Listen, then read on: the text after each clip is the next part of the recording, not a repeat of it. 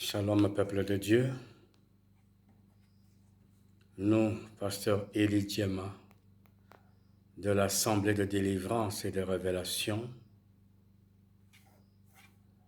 venons ce jour partager avec vous la parole de Dieu. Nous sommes en ce jour de la Pâque. Pâque que nous voulons célébrer, rappeler la libération des enfants d'Israël en Égypte et la résurrection de notre Seigneur Jésus-Christ. Pour cette Pâque, nous vous amenons une révélation. Pour autant que beaucoup de serviteurs de Dieu et servantes de Dieu ont prêché et continuent à prêcher sur deux contextes, le contexte de la résurrection et le contexte de la libération. La révélation du jour de la Pâque est intitulée « La couronne d'épines est à terre ». Nous allons lire un premier texte. Nous allons lire dans 1 Corinthiens, chapitre 15, versets 42 à 46. Il est écrit « Ainsi aussi est la résurrection des morts. Il est sémé en corruption, il ressuscite en incorruptibilité. Il est sémé en déshonneur, il ressuscite en puissance. Il est sémé corps animal, il ressuscite corps spirituel. S'il y a un corps animal, il y en a aussi un corps spirituel. C'est ainsi aussi qu'il est écrit, le premier homme, Adam, devint une âme vivante, le dernier Adam, un esprit vivifiant. Mais ce qui est spirituel n'est pas le premier, mais ce qui est animal, ensuite ce qui est spirituel. Paul aux Corinthiens nous révèle, en d'autres termes, que le mal précède toujours le bien. La souffrance prend le devant du bonheur. Cette révélation va mieux nous expliquer la Pâque du jour. Notre Seigneur Jésus-Christ avait traversé des moments horribles de souffrance. Pour ceux qui étaient venus sauver.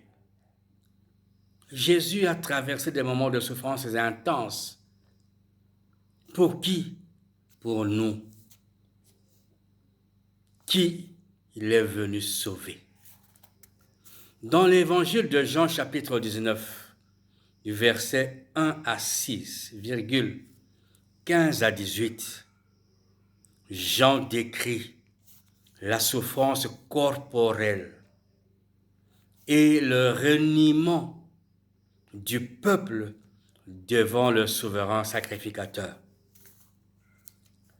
Il est écrit, « Alors donc Pilate prit Jésus et le fit fouetter. Et les soldats, ayant tressé une couronne d'épines, la mirent sur sa tête et le vêtirent d'un vêtement de pourpre et vinrent à lui et dirent, « Salut, roi des Juifs !» Et ils lui donnaient de souffler Et Pilate sortit encore et leur dit, voici, je vous la mets dehors afin que vous sachiez que je ne trouvais en lui aucun crime. Jésus donc sortit dehors portant la couronne d'épines et le vêtement de pourpre, et il leur dit, voici l'homme. L'évangéliste Jean décrit un temps de douleur atroce. Imaginez une couronne d'épines sur la tête d'une personne vivante. Quelle douleur! Le corps entier en ressent la douleur. Au verset 15 à 18, le peuple réagit violemment contre sa libération. Il est dit, mais ils crièrent, ôte, ôte, crucifie-le. Pilate leur dit, crucifierai-je votre roi? Les principaux sacrificateurs répondirent, nous n'avons pas d'autre roi que César. Alors donc il leur livra pour être crucifié. Ils prirent Jésus et l'amenèrent. Et il sortit portant sa croix, et ce qui est appelé en hébreu Golgotha, où ils le crucifièrent, et les deux autres avec lui, un de chaque côté, et Jésus au milieu, parole du Seigneur. La tête symbolise la royauté. La tête symbolise le pouvoir. La tête symbolise la gloire. Faire porter une couronne d'épines au Seigneur sur sa tête, c'est déshonorer sa gloire, déshonorer son pouvoir, c'est souiller sa puissance, son autorité, son pouvoir, sa divinité, sa sainteté. C'est détruire la gloire que représente le Seigneur Jésus-Christ. Dans l'évangile de Jean, chapitre 17, versets 22 à 23, notre Seigneur reconnaît avoir reçu la gloire du Père. Et cette même gloire, il l'a donnée à qui la veut. Nous allons lire. Et la gloire que tu m'as donnée, moi, je la leur ai donnée afin qu'ils soient un comme nous sommes un.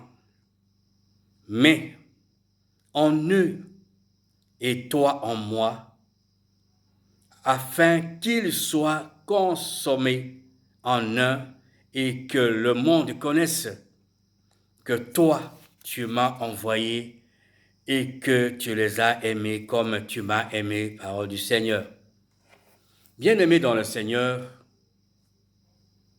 dans l'évangile de Jean, chapitre 20, verset 1er, un moment capital va se réaliser dans la foi de plusieurs chrétiens. Il est écrit, et le premier jour de la semaine, Marie de Magdala vint le matin au sépulcre, comme il faisait encore nuit, et elle voit la pierre ôtée du sépulcre. Cette étape est cruciale. Cette étape détermine, solidifie aujourd'hui notre foi en notre Seigneur Jésus-Christ. Dans la mesure où Marie de Magdala était la première à se rendre au sépulcre. Et la Bible dit, il faisait encore nuit. Arrivé au lieu du tombeau, elle remarqua que la pierre avait été roulée et le tombeau était vide. Plusieurs questions revenaient dans la tête de Marie de Magdala. Qui l'a ôté? Où l'a-t-on mis? Maintenant, sa foi était basculée de gauche à droite. Est-il réellement ressuscité? L'a-t-on ôté pour détruire les propos que Jésus lui-même avait bien dit avant sa mort? Il fallait, pour Marie de Magdala, rentrer auprès des apôtres. Et c'est là que Pierre vint, entra le premier et trouva le linceul à gauche, la couronne d'épines à terre. Cette couronne d'épines qui avait disqualifié la royauté du Christ est tombée à terre. Le Maître a recouvert la couronne de gloire. Bien-aimés dans le Seigneur, une jeune dame, une jeune chantre a toujours chanté « Je serai couronné,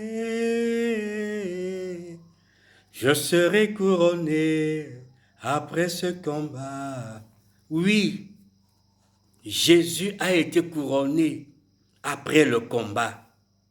C'est ça la grande signification de la Pâque. C'est le couronnement de la gloire de notre Seigneur Jésus-Christ. La couronne d'épines est tombée à terre. Jésus porte maintenant la couronne de la royauté éternelle. Apocalypse chapitre 3, verset 11. D'éveiller notre attention et de dire, je viens bientôt.